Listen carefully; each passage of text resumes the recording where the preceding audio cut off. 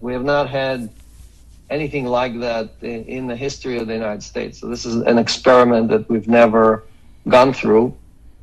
And this could easily break not just the U.S. economy, but the entire world economy, since the world runs on U.S. dollars, and the world is indebted to the United States, meaning most of the world debt is in dollars, meaning the world is short dollars. And so when the dollar goes up, the dollar is the highest it's been, I think, in 25 years. So when the dollar hits these kind of levels, it breaks everything around the planet, right?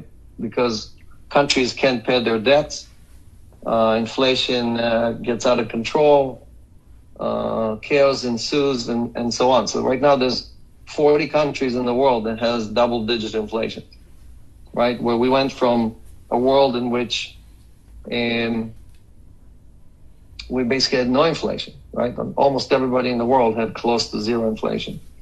So in the span of 2 years, right, we went from everything wonderful to global chaos, war, pandemic, and so on, so on, so on. So I expect to see a lot more carnage and a lot more pain. And I think you heard that from the Fed chairman saying, hey, pain ahead. But I think the amount of pain that is expected is much more than what most people perceive to be, right? So I'm not here to tell you doom and gloom. I'm just explaining to you that, again, that Bitcoin and all other crypto are attached to risk assets. And these risk assets will continue to go down in value as long as the dollar keeps going up and as long as QT continues, right? So we should all be ready for a long winter. And again, Celsius is in relatively safe place, filing Chapter 11 versus a lot of other players who cannot just cease operation or stop or take shelter or anything like that, right? So we may have been the first or the second to jump into safety, but you will see many, many other organizations have the same problem. So, for example, the fourth largest mining pool, Poolin, if you didn't see them, have exactly the same problem that we have with lack of liquidity and inability to provide withdrawals. They paused their withdrawals. Again, that's the fourth largest pool of Bitcoin mining in the world, right? Bigger than Celsius in all terms, right? And so on. So, but I think you will see also the same thing happening with countries and with banks and financial institutions all over the world. So pain is going to be severe, and our job is to fix. We are in reorganization. Our job is to use this time to reorganize the company so we can come out of this, right, when the clouds eventually dissipate, right? We can come out of this stronger with the right systems and people and everything else to go back and restart our business. So like I said before this conversation, we have three parts, right? The first part, we need to return deposits to people who are in custody. Again, we're still working out the details with the U.S. trustee and the UCC and other people who all have they want things done differently, right? So we're waiting for a resolution. The judge has to basically agree or come to a consensus on what should be done, and our team will be ready to reopen those wallets and allow those people to withdraw. Unlike what you read in the news or whatever, it's not like we don't want to give coins back or we somehow slowing down the process or anything else. It's in our best interest to allow as many people in custody to get their coins back as fast as possible. We know people are suffering. We want them to have liquidity. And we've done everything we could to provide all the information necessary so this process can get started. And we expect something around the November 1st date as the effective date of when we will we are ready, as the technical team, we were actually ready, I think, the week of September 12th, right? So next week, effectively, we were ready to enable this. But again, the legalese have not been resolved.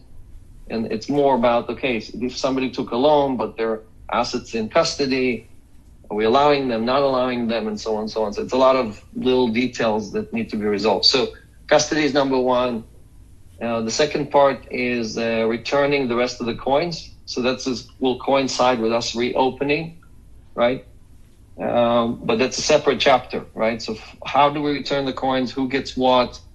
What are the denominations? How much did we recover? All those things are still in the works. And again, I presented our plan to both the UCC and to the basically the equity or the people that hold equity in Celsius, right? The people participate in the A round, the B round, and so on. And we're waiting again to get consensus there, to get an agreement between all the parties on what that return looks like. And the sooner the better. We want to basically enable people to get access to their coins. So that's the second chapter. And the third chapter is us reopening our services, right? So we gave it a code name Kelvin, right? Absolute zero. So we're planning to be we're planning to reopen with a process that does not require you to trust us in anything, right? And we're working, again, Guillermo and Oren are leading kind of the requirements and the ideas that are the best things that we can add or provide for our customers to be able to continue using services like Celsius, but not have to trust us with where are the coins, what are you doing with my coins, where are you staking them, and things like that, right? So we'll get into the details. Oren will be presenting in a minute. We had a third day hearing, right? So again, some of you probably listened in, and most of the discussions were around these motions that were filed. And again, I urge all of you to use the Strato and the court system to get your facts from there and not from Twitter and not from other places. I would say that probably 90% of what I read on Twitter is not true or inaccurate or intentionally misrepresenting the truth. As one example, Simon Dixon, who keeps jumping into everything Celsius, recently bought Salt Lending, according to what I've read. So he bought the competitor of Celsius, and he goes on Celsius channels trying to convince everybody how bad things are. So hopefully one day they'll switch over to his service, right? Same thing with other people like Corey Klippstein and others who have a competing business or in the mining business and want Celsius to fail so they'll have less competition and so on. So my point is just that you have to be very careful who you listen to and where you get your facts from. And I urge all of you to stick to what you can be sure that anything we file with the court has been vetted by the best lawyers in the world, both for being factual and for representing the truth. And everything else that is provided is hearsay or allegations, right? So just be very, very careful about that. I heard a lot of employees are concerned about some of these things. So I wanted to dig into that.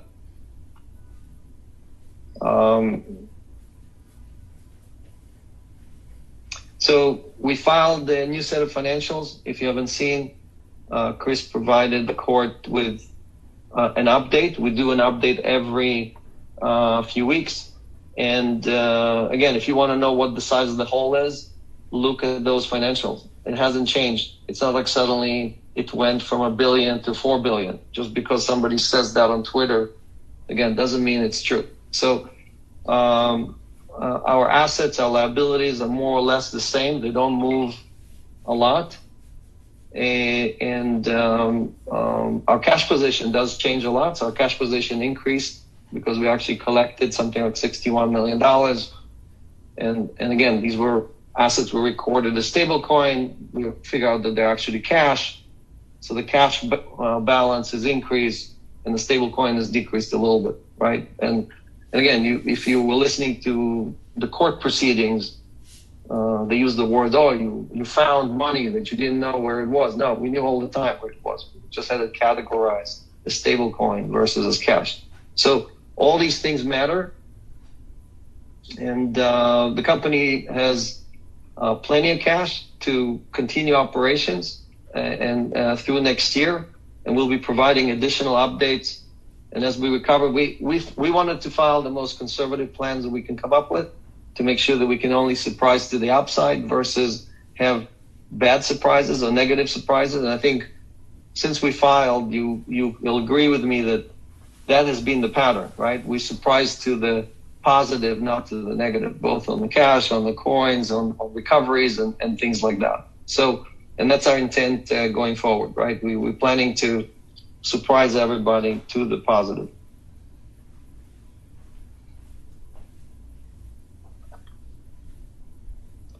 Also, we continue to do cost reductions. So as you know, we reduced payroll. We also reduced expenses.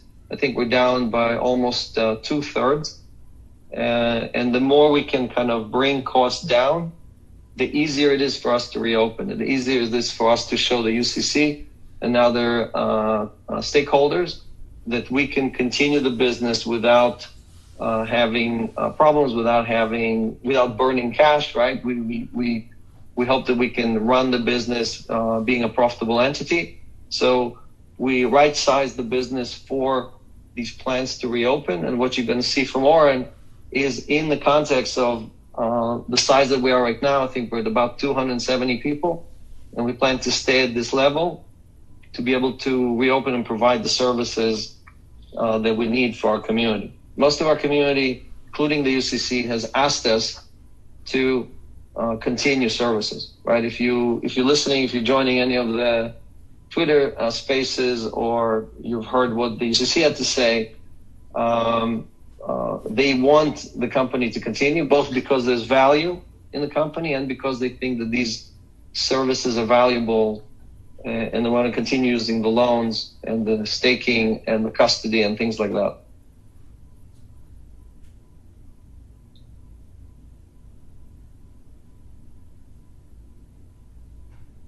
All right, I think I covered all my points. Oren, I'm handing off to you. I think you have a presentation, so you can share a screen, and we'll take some questions. So post your questions in the chat. I see there's one already, and I'm handing off to Oren. Thank you, Alex. Let me share my screen.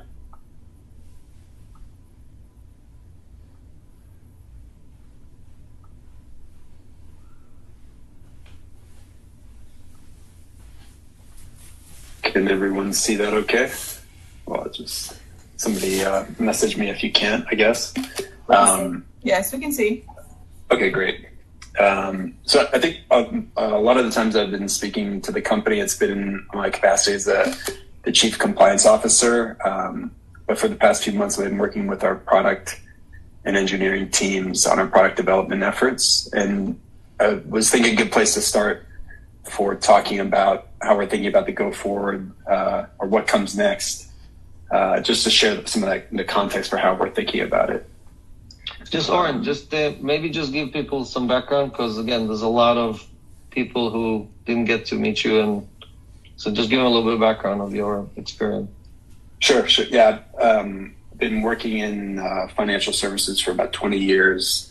The last 5-6 years in crypto. I've run some crypto exchanges, and I've worked at a bunch of different crypto projects. Before I joined Celsius, I was at Labs. When I joined Celsius, I was initially running innovation, so some of our new products, then compliance, and now working on all of the above. So yeah, hopefully that's some good context. Yeah, feel free to reach out to me directly if people have questions. I have 2 young kids, so I'm up almost all the time. Okay, so let me switch back. So on context, and maybe this is a little bit, there's a story involved here, right? There's a common story structure called a hero's journey.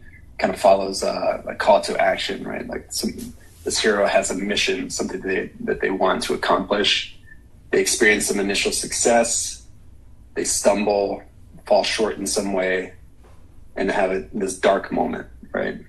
And that's kind of like where we find ourselves at this very pivotal moment in the company's journey. And so, like, we'll talk about like the later stages of this, right? So persevering through that dark moment, transforming and eventual victory. And so a lot of these themes are things that we're thinking about when we're thinking about how to build, how to go on, how to move forward. So some of the kind of key themes are adversity, uncertainty, right? I think everybody can relate to these things. And what it's going to take to move forward is really perseverance. So how does this apply to us? We obviously grew incredibly fast, faster than it. I've only worked in startups in my career. I've never seen a startup grow as fast as Celsius did. Obviously, there were some lessons learned, some hard lessons learned, but we are at this critical point. And I think like one of the things that we were just talking about this morning with the product team was that if anyone doubts the importance of like where we are and what an important moment this is, the entire world is telling us this every day, right? Headlines in major media, millions of people watching this, clicking on articles online. If you add Celsius to an article, it automatically, you're going to get a lot more eyeballs looking at that article. Hundreds of thousands of customers, regulators, the creditors, and UCC. So tons of people are looking at this. The entire and how this ends, right? How we move forward is going to affect the entire industry. So there's no doubt about the importance, and really the question is like how we respond to it. And I think like something that I think about, I think a lot of people think about on the team is that if we give up now, you're selling at the bottom, right? And the opposite is that if we are successful, it's going to be one of the a success story that like one that's never been seen before, right? I think that there's some really innovative stuff that the team is working on for how we go from here to a victory, and I want to go through that in more detail. So this path, let's see, let's switch back. This path to earning trust, I think this is one of the questions that was asked in the chat was like, well, how are we going to return? How are we going to earn trust? And I think one of the foundational products that we're going to offer in the future is custody. And the core concept of custody is that that's your property and we're holding it on your behalf. And so if that's what we're going to be offering, if that's a core part of what we're going to be offering in the future, we have to show people that principle of this being their property that we're holding on their behalf means that they get it back. And so the first thing that we're trying to do, I mean, Alex referred to this, and I think a lot of people are involved in these projects, in the associated projects, is to restore access to custody accounts. And this is going to happen in multiple stages, like Alex talked about. There's a lot of complexity that gets introduced by attorneys and advisors and courts and other people about like which specific assets within custody are available to customers in what order. So this will be a multi-stage process, but that's definitely like the first part of the process. And then the next part of the process is so what I just talked about here is reactivating custody accounts and service and associated services. The next part is a crypto-based solution to honoring creditor claims. And we can't get into too much detail at this stage because the proposal is not public, and but Alex did make the proposal and got positive feedback, and this is really, I talked about before about how we resolve this, how we get out, what we do in this pivotal moment can really can be through kind of unprecedented, really innovative solutions, and this is one of them. Is to use crypto infrastructure as the framework for returning or for delivering, allowing our customers to get their claims on the assets that were in the EARN program. So this proposal, by the way, is under review by the UCC, and so once we get more feedback from them, we'll be able to talk more about it. And then so the idea is we're restoring access to custody. We're also going to propose that we re-enable certain key services. So for customers that have funds in custody, they'll be able to, our proposal is going to be that they'll be able to stake, swap, potentially take loans against those assets, and then make available the assets that were in the EARN program through this unique crypto solution that we'll talk more about in the future. And then that brings us to NewCo. So this is basically some people will call it like Celsius 2.0. Alex referred to this as Kelvin for people who are not familiar. Kelvin is a temperature system. I should have done my research on this, but like the key thing I remember from school about Kelvin is this concept of absolute zero. And so one of the ideas with Kelvin, with this new Celsius 2.0 and calling it Kelvin, is absolute zero trust involved, right? So in other words, that's one of the kind of principles in crypto in the first place, right? Is that you should be doing your own research. You should be able to verify things are completely transparent, and that's one of the core attributes that we want to embed in this NewCo, is making sure that everything that we do is transparent. It's on the blockchain. Customers can see what's happening with their funds. There's no dependency on, they don't have to hope that Celsius is doing the right thing. They can see it.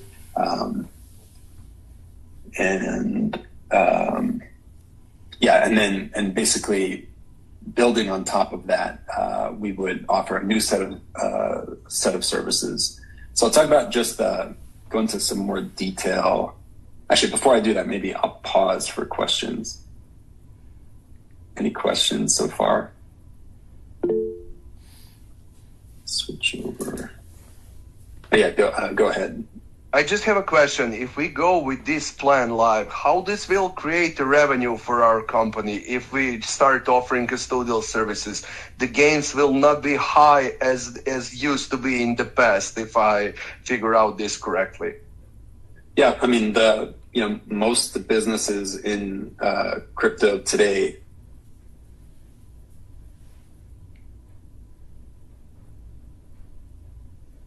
earn fees from a commission on transactions or AUM based, like a percentage of the assets under management. So if you take Binance as an example, they're earning billions of dollars a year in revenues by charging a transaction fee on trading, right? So if we start if the foundation of our business is custody, and our customers are electing to do things like stake somewhere or swap one asset for the other or take a loan against an asset as collateral, we should have the ability to charge a commission for that transaction, right? Or it can come in the shape of a commission as like adding a spread. But yeah, there should be no problem with us generating revenues from this. It's just going to, obviously, we will need to be able to successfully convince customers that Celsius is a place that they can park their assets and have trust. They will have to trust us as a company, but we're going to try to remove as much. We will try to minimize the amount that they have to depend on that, on just trust, because it's going to be blockchain based and they'll be able to verify.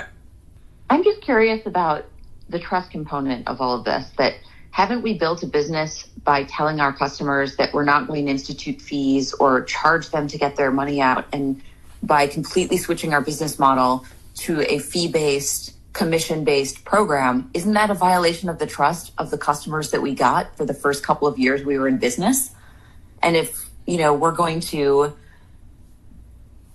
create this relationship built on trust, are there any concerns about how to model that out from a revenue perspective, this potential lack of trust? Sure. Yeah. I mean, one thing is like, I can jump in if you want. Yeah. Just to, yeah. So this is not a new effort. I mean, in 2022, we started developing many services that were fee-based. We just didn't have a chance to launch them, but basically everything we're about to launch, including withdrawal fees and transaction fees, and we're all things that were in the making, and we have not seen any problems with customers saying, "Oh my God, if you charge me a fee, I'm leaving you immediately." The opposite. I think a lot of people, there were probably a lot of mistrust because we didn't charge fees, because people couldn't understand. They don't understand what rehypothecation is or other things, and they couldn't even understand in the lending business how we could pay 5% on yield, but only charges 3% per loan for the same asset, right? So this is an opportunity to reset all of that, and again, through the transparency, show everybody that how the math works, where the coin's going, step by step, instead of asking them to trust us with everything the way we've done it in the first 5 years. Yeah, fees are normal, right? I mean, people, when you value something, you're willing to pay for it, right? If we're delivering valuable services, people should be willing to pay for it. And just one thing, like, I want to highlight, it's like, there's a very good chance that a lot of customers say, "I'm done, I'm out." And something important there is that, when I was in the innovation role and talking to a lot of companies that were doing stuff that was similar to Celsius, these companies, have like 10, 20, 30, maybe a couple of them have a couple of $100 million in assets from their customers. If we were to get like 5, 10, 20% of our customers to stay with us, you're talking about starting a company with hundreds of millions of dollars and potentially hundreds of thousands of customers. So like right before I joined Celsius, I was at a startup.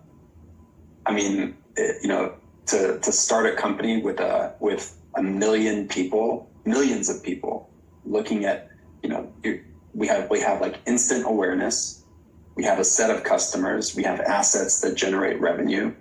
We have funding, initial funding, right? So we have a lot. It's basically like a startup on training wheels, on some pretty good training wheels. And so I think like my point is just that these other small companies that were doing what Celsius is doing, they would kill to start with, these companies that were or are doing what Celsius is doing would kill to have the assets that like would be like kind of a worst case scenario for us.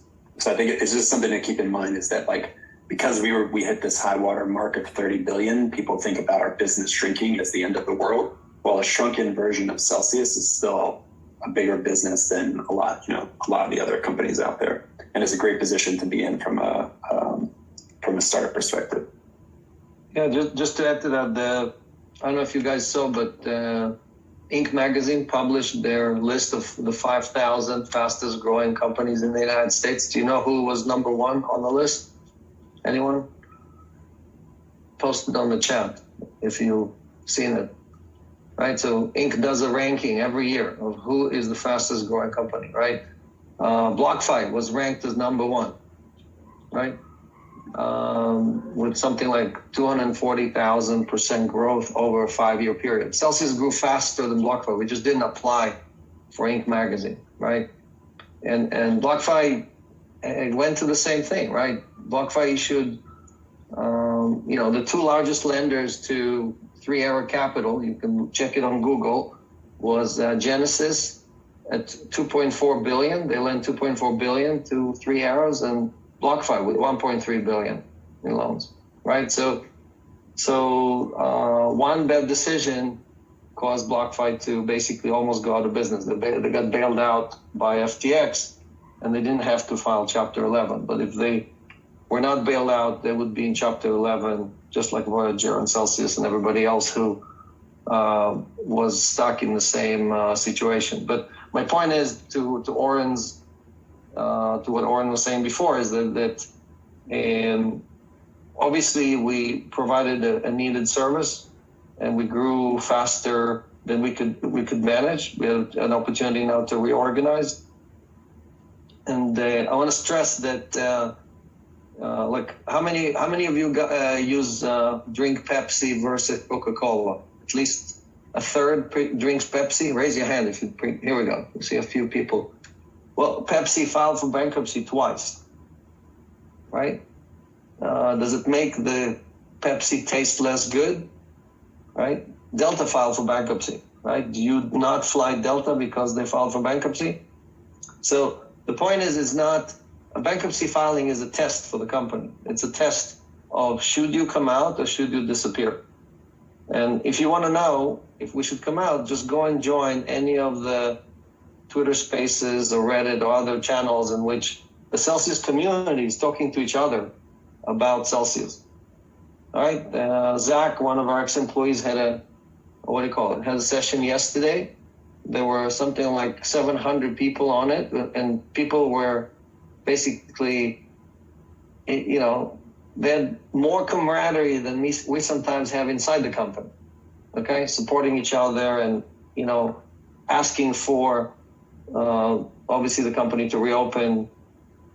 So they could have access to the coins, but also asking us to continue the servicing, asking us to continue this movement. So if you're in doubt,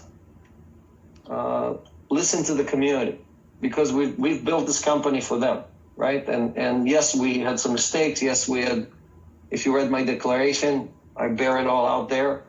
But this is our opportunity to fix the things that we've done wrong, to fix some things in the business model that were not necessarily operating properly, and relaunch perfectly, right? So Apple, in 2001, I received this award, the Einstein Award for Innovation. And the guy next to me who received the award, also another award from the same institution, was the inventor of the CCD, or the cameras you all use on your, right? The device inside each one of these cameras is a CCD. So Gil Amelia, who's the inventor of that, was the CEO of Apple.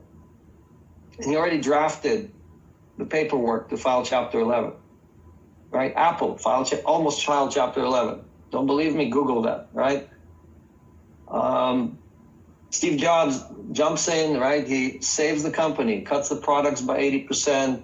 He goes to his arch enemy, Microsoft, and gets a loan from them to keep going, right? And now it's one of the most valuable companies in the world, right? So that a filing or almost filing Chapter 11 is just a test. It's a test to see if you should exist. Do you belong in the business world? Are you going to do good or not? And this is exactly what we're facing right now, right? We're facing that test of, are we going to come out of this stronger, like Apple, or are we going to be in the dustbin of companies that were great or almost great or great for a while, but disappeared, right? The community is behind us. I have no doubt that we'll have plenty of assets to manage. The question is, are we going to give them the products they need, the services they need? Are we going to design them properly? Are we going to avoid other mistakes and learn from the mistakes of the past? And all right, Oren, I cut you off, but did you have? Were you done or no? Or you have more slides? I mean, I can go through some more. Yeah, sorry. I was just. I mean, if people have other questions, just. Oren, she has the questions like in the chat box. Oh, okay, cool. So we will open business. Citizens gain trust of employees and community. Yeah, I mean, I think really here, let me just throw this on the screen again.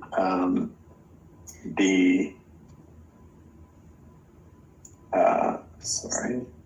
Hear me? Yes, I can hear you. Awesome. So I do have a question.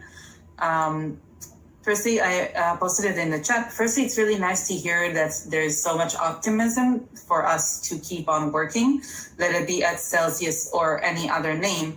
However, one of the main issues is that me personally, it doesn't sound so far like anything. It sounds like how it was at the beginning of Celsius. Like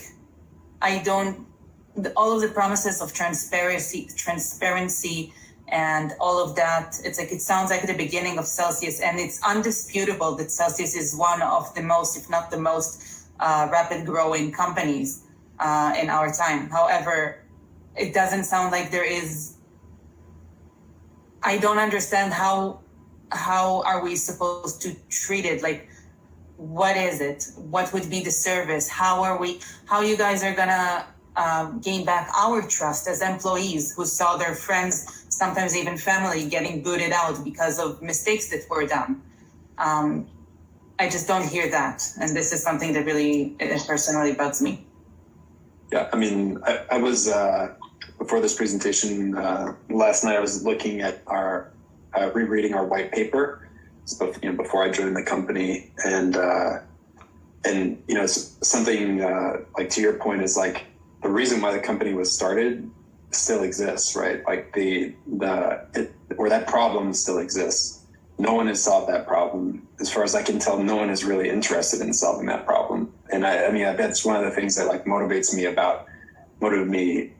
me to join Celsius, and still motivates me, right? Is that I feel like a lot of other companies in crypto are just trying to build the same old thing that exists in financial services, but with a crypto sticker on it, and versus like what we are trying to do is something really different. But to your point, like we said, we were going to do these things in the beginning, and it didn't work out that way. And I think that's the part about learning a lesson, trying things not working, learning the lesson, and hopefully doing a better job the next time. And I think, just one thing is that there have been huge advances in the technology and also like the building blocks in crypto that will make us more able to deliver on some of these things than was possible in the past, right? And there were not, for example, secure multi-party computing, SMPC, existed in the past, right? But there are new technologies built on top of that could allow us to deliver really unique things, like where we can have custody of an asset, but still allow the user to be in control of that asset. And that's technology that was developed by the Celsius X team. But I'm just saying that like some of these things that prevented us from delivering the stuff that was talked about in the white paper are much easier to accomplish now because those building blocks are there. And I think that's a fundamental difference is both like the willingness of us to do it. And I think now we have that motivation to make sure we do it right this time. And then the second part is that the tech is there, right? Before we would have had to build everything. Just remember, I think when the company started, I think Aave was around. It was called ETHLend or something like that, right? But there were not like a lot of these things didn't exist. Yeah, they had 5 million in AUM.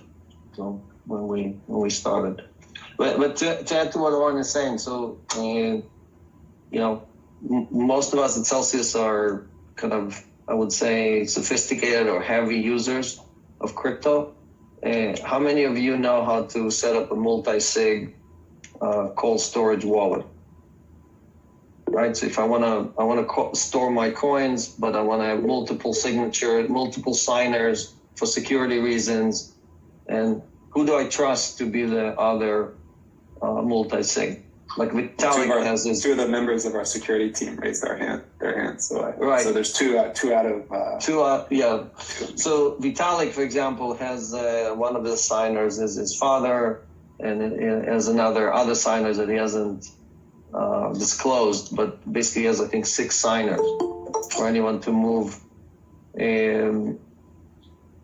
coins from his ETH wallet, right? So this is an example of a service that we want to provide in our custody solution, right? That's one of the reasons why we partnered with GK8 and so on, is to as a native, as a instant, you open a wallet at Celsius, you automatically get a multi-sig. We're a signer, you're a signer, and we have a third party that we both trust for security reasons, right? Or dispute resolution, or all kind of other things. So again, if you want to bring 1 billion people into crypto, and that's the only thing that's going to make these coins go up. If you heard the beginning of my speech, right, with the dark clouds that are headed towards the world's economy, right?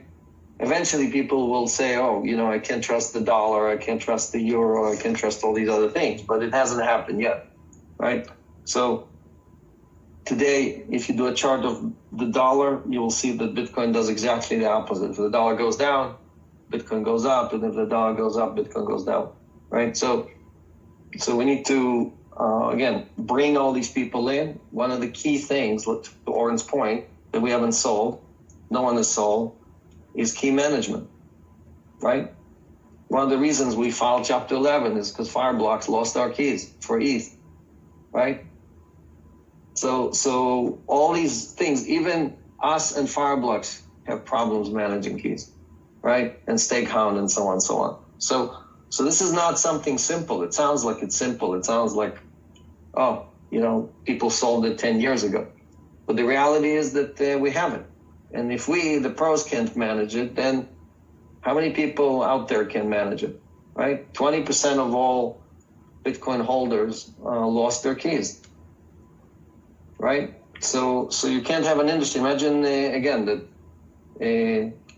that everybody has to manage their own keys, right? Just not a sustainable proposition. So we're going to reopen the things that we do best, right? Again, custody, staking, loans, right? Simple things that we're already doing, and build on top of it, but they will have certain benefits that people don't have today. And again, we don't plan to provide it for free.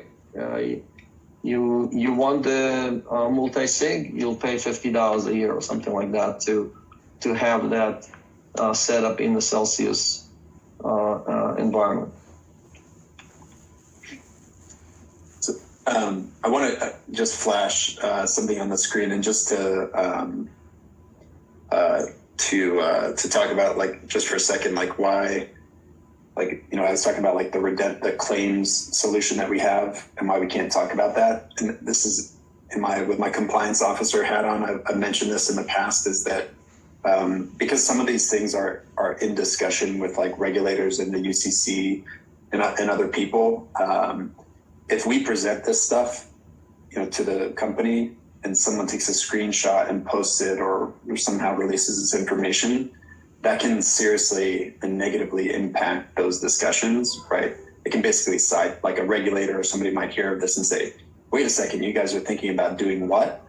And so that's why we're not going to be able to share some details about this until we get further along in those discussions. So I just want to explain why I can't go into detail on some of these things. But if people have questions, please send them, and then so we know what to provide updates on as soon as we can share that.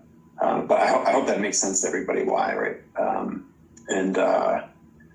So what I do want to show though quickly, and then so I blocked out. Just to add to that, we have to file everything with the court. So it's not like this will be done in secrecy or anything like that. We will be filing the minute us and the UCC agree, or the UC are the 7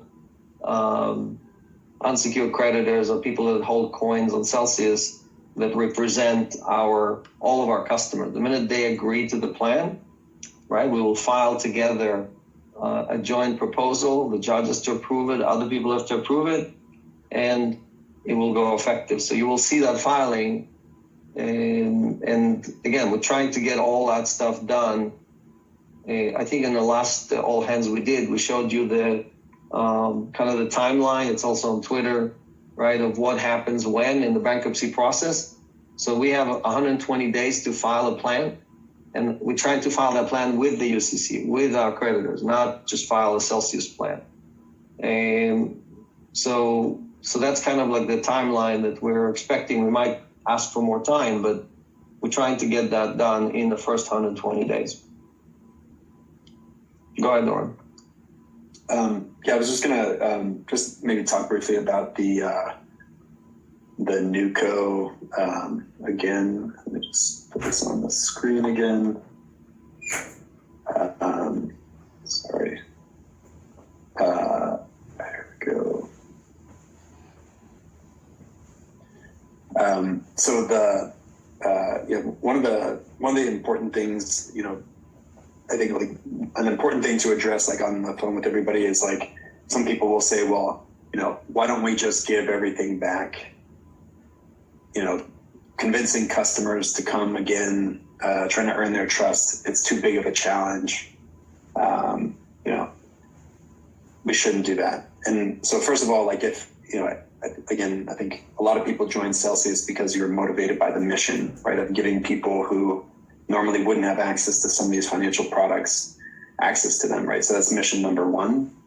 This new mission that we have is basically that if we just take everything we have now and sell it and try to give people back their money, give people back what they have, what we have, it's not enough, right? And so we need, our second mission now is we have to be successful with this new company in order for us to maximize how much we can return back to our previous customers, and also, to fulfill the mission that we had, that we have for the company, right?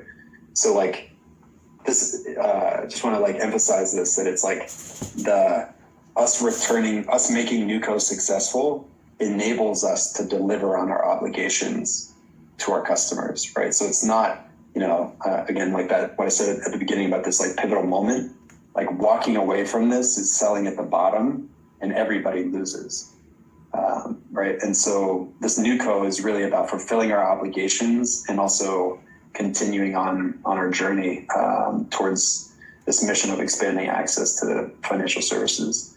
And then I will switch, here we go. So this, I'm blocking out like some of the later phases here, but just to give some specifics, obviously we talked about the first phase is going to be restoring access to custody accounts. We'd like to also, shortly after that, offer staking. We have a bunch of stakeable assets. We'd like to offer our customers a way to do that. And then in the next phase, start to re-enable some of these services like swap, on-ramps, cross-chain bridging, which is kind of a default, kind of table stakes. And there's some other things here that we'll get into more detail on in follow-up presentations. We have about 8 minutes left if people have other questions. Let's see, I think there are some questions there. Okay. There's a question about like when we can expect this to go live. Actually, there's something. So one of the things that is conveyed to me, like that I feel the urgency of, is our need to exit Chapter 11. Maybe that's like obvious to most people, but I think this is like really important. So like, why do we need to get this plan together, get it approved, and get it executed? It's because every day that we're in Chapter 11, we're spending a lot more money than we should be on advisors and attorneys and court, all these different costs. The longer we're in Chapter 11, the deeper the hole we're digging, right? So like the motivation to get this new thing up and running should be high, because if we want it to be successful, we need to go back to we need to move towards a more sustainable cost, which means we need to get out of Chapter 11. So if you don't feel the urgency today of getting these things done and exiting, like I'm trying to like share like the reason why it's so important.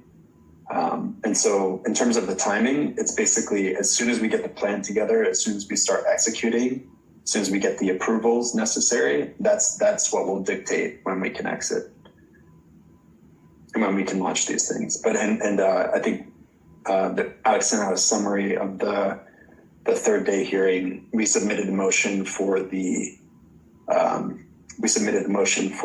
first phase of the custody withdrawal, restoring access to custody, and I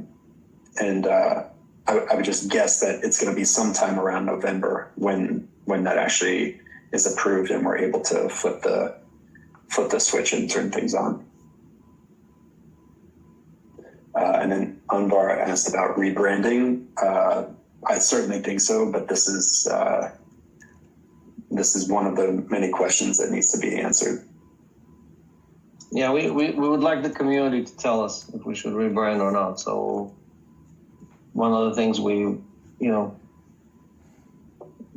plan is to use Cell Token much more heavily in kind of governance, and these are the type of things that we would want people to vote, people that hold Cell Token to vote on.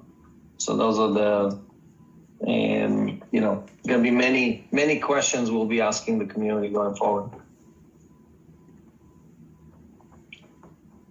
All right, so, and I agree on the comments that all sugary drinks are not good for you. So it was just, an easy example, but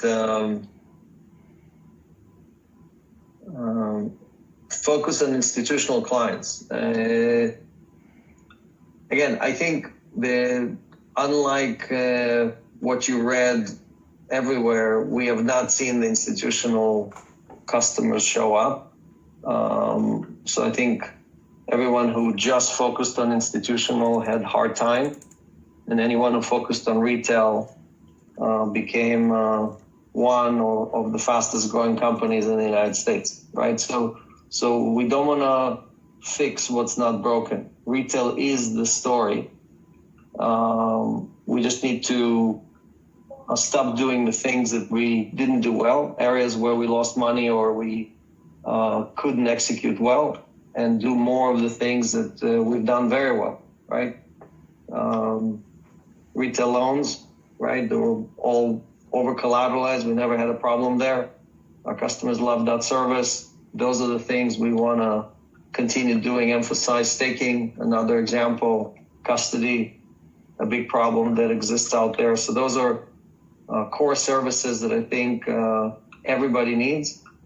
And we can easily build on top of that with additional things that we're adding, that we're developing. But the key thing, like Oren said, is to basically reopen, right? Return coins, allow people who want to withdraw or want to leave to exit. We're not going to try to keep people that don't want to be with Celsius. We did have, I would say, probably at least half of the people using Celsius were not here for the mission. They were just here to take the coupon or the higher yield, I would say, that Celsius was providing. And this doesn't mean we have to service them, right? For a lot of these smaller accounts, we probably lost money on them because they were just not using loans or not using some of the services where we had income, right? So it's definitely, we're going to be much more focused and much more narrow. And I think it will be a better version of what we did in the first 5 years. Okay. All right. I want to thank everybody for your hard work. I know there's a lot of stuff going on, a lot of requests, urgent stuff, last minute. But just remember those three key things that we're doing. Returning custody, that's going to happen before November. And then reopening the services and providing access for people for their coins, right? You'll see the plan, the go-forward plan. You'll see the plan for providing access and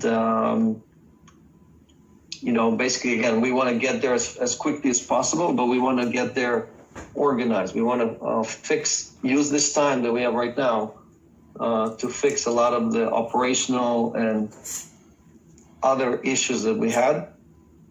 Migrate, for example, from spreadsheets to Snowflake and other systems that we're building, right? So we can automate a lot of the things that we're using. And this is the time to do it, right? When we are in this relatively sheltered place compared to what I think a lot of other people are going to go through. So again, thank you, everyone, and we'll see you next week. We'll be doing this weekly going forward. Thanks, everyone. Thanks, Alex. Thanks, Ola. Thank you, Alex. Thanks, Alex.